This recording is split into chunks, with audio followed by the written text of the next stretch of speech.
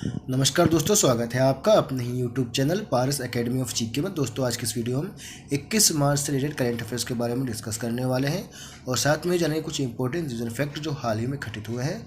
दोस्तों ये वीडियो आने वाली railway group D, SSC, bank और एनटीपीसी के लिए अत्यंत महत्वपूर्ण है, तो वीडियो को अंत तक देखें। और जिन लोगों ने अभी तक हमारा चैनल सब्सक्राइब नहीं किया है, चैनल सब्सक्राइब कर लें और बेल आइकन के बटन को प्रेस कर दें, जिससे आपको जीके अपडेट्स मिलता रहे।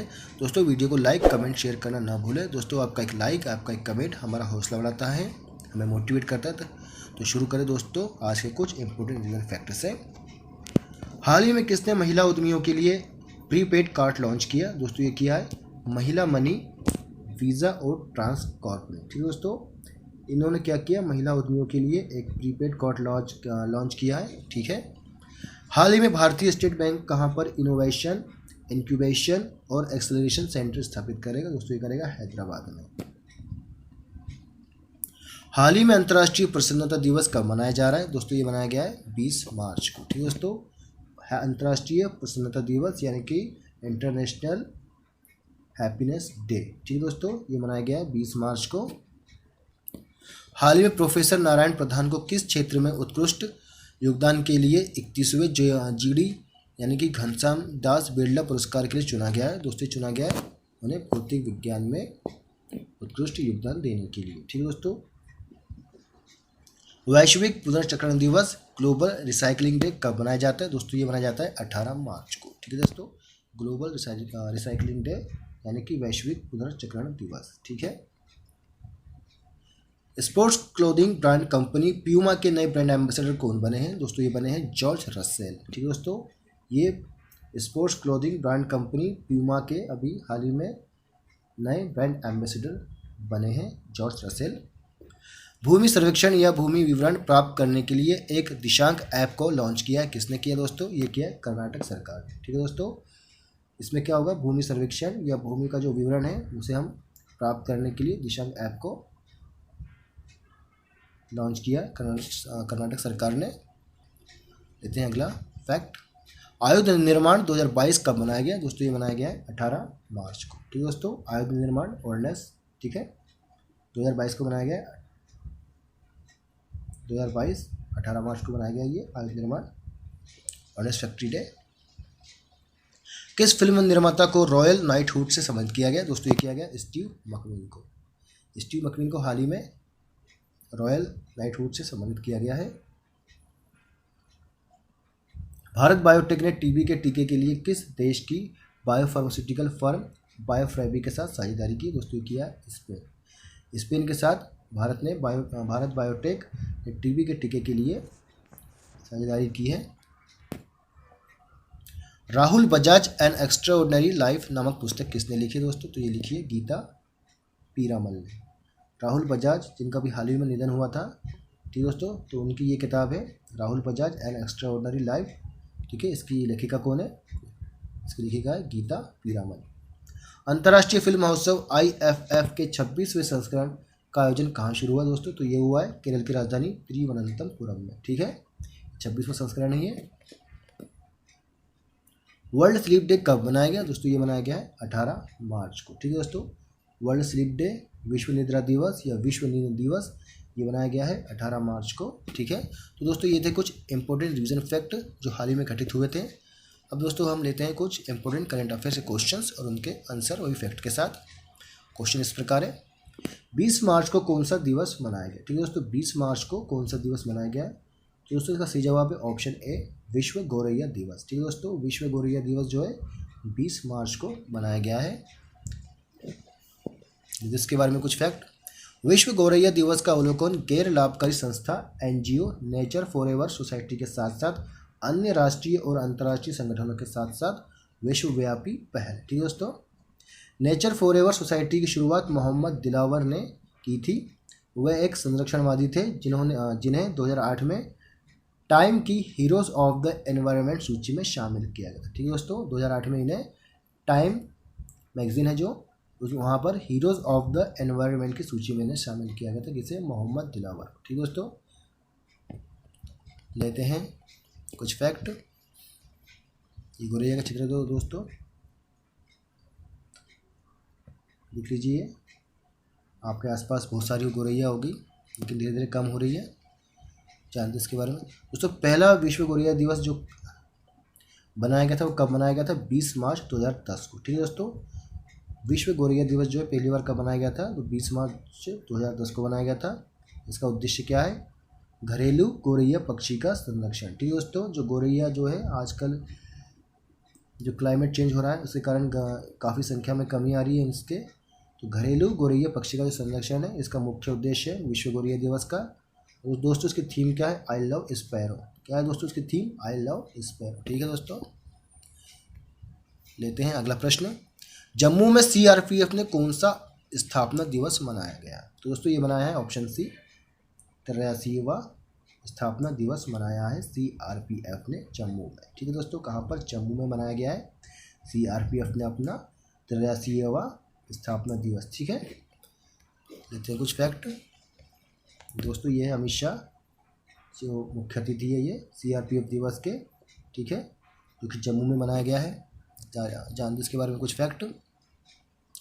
केंद्रीय रिजर्व पुलिस बल सीआरपीएफ 27 जुलाई 1939 को क्राउन रिप्रेजेंटेटिव पुलिस के रूप में अस्तित्व में आया था। ठीक है दोस्तों, जो सीआरपीएफ है इसका नाम पहले क्या था? Crown representative police. ठीक है, और ये कब आया था अस्तित्व में? 27 जुलाई 1939 को। ठीक है, ये 28 दिसंबर 1949 को सीआरपीएफ अधिनियम लागू होने पर केंद्रीय रिजर्व पुलिस बल बन गया। ठीक है दोस्तों, जब 28 दिसंबर 1949 को सीआरपीएफ अधिनियम लागू हुआ तो इसका नाम क्या हो गया था?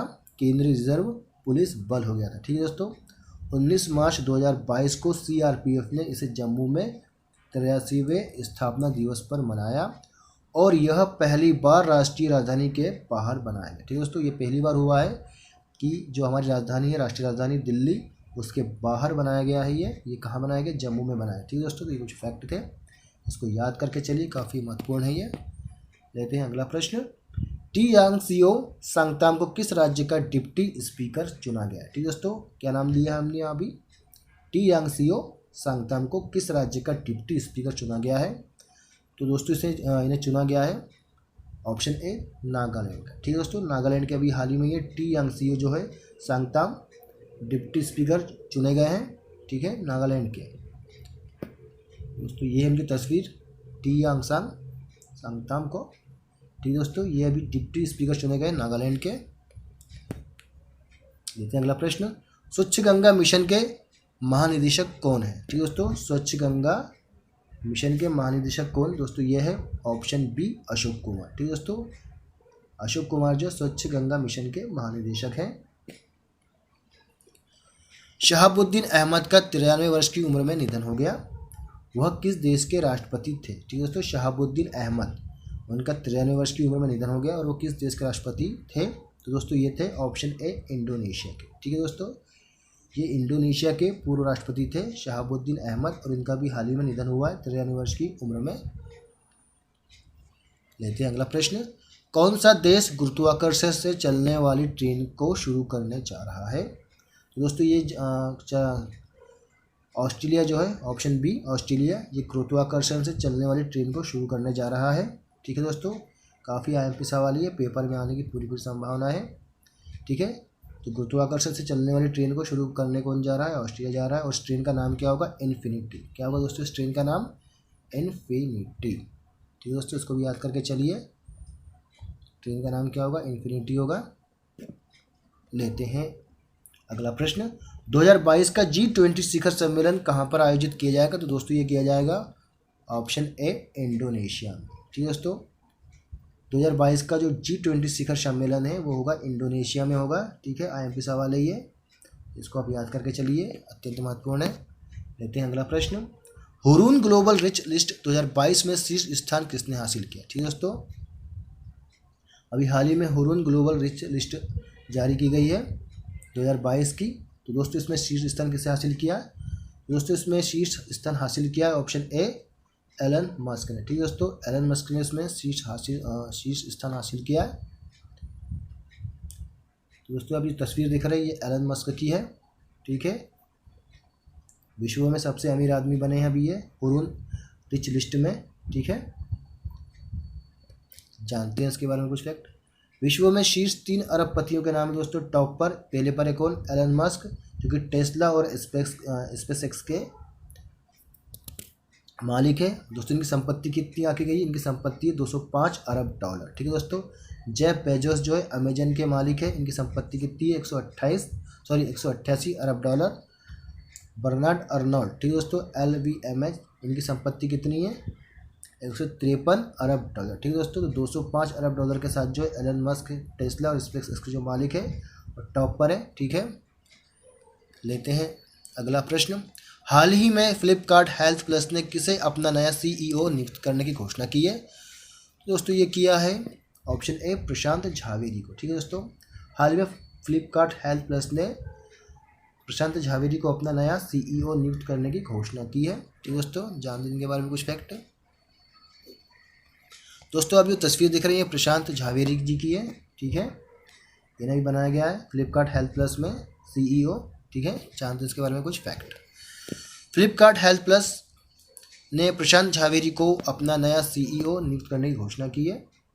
फ्लिपकार्ट हेल्थ प्लस में शामिल होने से पहले जो झावेरी थे वो Apollo health and lifestyle limited और मैट्रीबॉडी के CEO थे। ठीक है दोस्तों। तो पहले वे कहाँ के CEO थे? Apollo health and lifestyle limited और मैट्रीबॉडी के CEO थे। ठीक है दोस्तों। तो ये कुछ फैक्ट थे इनके बारे में। लेते हैं अगला प्रश्न।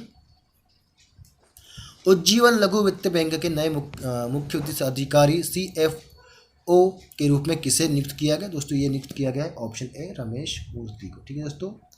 उज्जीवन लघु वित्त बैंक के नए मुख्य वित्तीय अधिकारी, ठीक है दोस्तों, CFO के रूप में रमेश मूर्ति को नियुक्त किया गया है। लेते हैं अगला प्रश्न। किसे वर्ष 2022-23 के लिए भारतीय उद्योग परिसंघ CII पश्चिम क्षेत्र का अध्यक्ष चुना गया है? तो दोस्तों ये से चुना गया है ऑप्शन डी सतीश चंद्र को। ठीक है दोस्तों। अभी हाल ही में वर्ष 2022-23 के लिए भारतीय उद्योग परिसंघ CII पश्चिमी क्षेत्र का अध्यक्ष किसे चुना गया? सतीश चंद्र जी को चुना गया। ठीक है दोस्तों। लेते हैं अगला प्रश्न।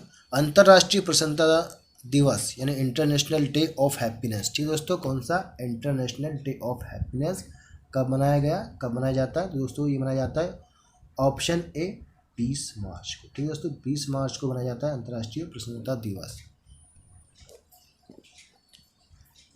जानते इसके बारे में कुछ फैक्ट। हर साल 20 मार्च को अंतर्राष्ट्रीय प्रसन्नता दिवस यानी कि इंटरनेशनल डे ऑफ हैप्पीनेस मनाया जाता है। संयुक्त राष्ट्र ने इस दिन को 2013 में मनाना शुरू किया था, लेकिन इसके लिए प्रस्ताव 12 जुलाई 2012 को पारित किया गया। ठीक है दोस्तों। इसका प्रस्ताव कब पारित किया गया? 12 जुलाई 2012 को पारित किया गया था। संकल्प की शुरुआत भूटान ने की थी, जिसने राष्ट्रीय खुशी के महत्व पर प्रकाश डाला। हैप्पीनेस डे 2022 की थीम क्या है दोस्तों? शांत रहो, समझदार रहो और दयालु रहो। इंग्लिश में क्या है? Keep calm, stay wise and be kind. ठीक है दोस्तों। कभी कभी क्या होता है, हिंदी में ना आकर कभी कभी इंग्लिश में भी आ जाती है थीम। ठीक है, तो उसको आप याद करके चलिए। काफ़ी महत्वपूर्ण सवाल है ये और उसके काफ़ी महत्वपूर्ण फैक्ट है ये।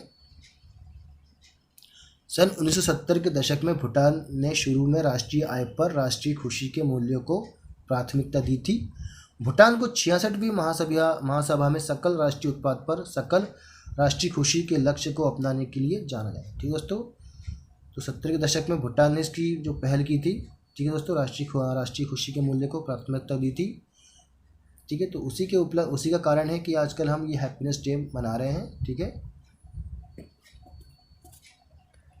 जानते हैं कुछ विशेष। दोस्तों आज की श्रृंखला में हमने एक नया टॉपिक शुरू किया, व्यक्ति विशेष। ठीक है दोस्तों, जिसके यूपर हम चर्चा करेंगे।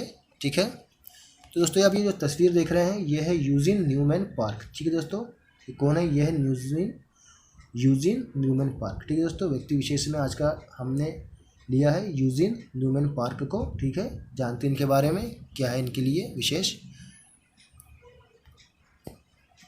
सौर भौतिकी में योगदान देने वाले अमेरिकी खगोल वैज्ञानिक यूजिन न्यूमैन पार्कर का 94 वर्ष की आयु में निधन हुआ। ठीक है दोस्तों, अभी इनका हाल ही में निधन हुआ है 94 वर्ष की आयु में, और ये अमेरिकी खगोल वैज्ञानिक थे। ठीक है, अब लेते हैं इनके बारे में कुछ फैक्ट।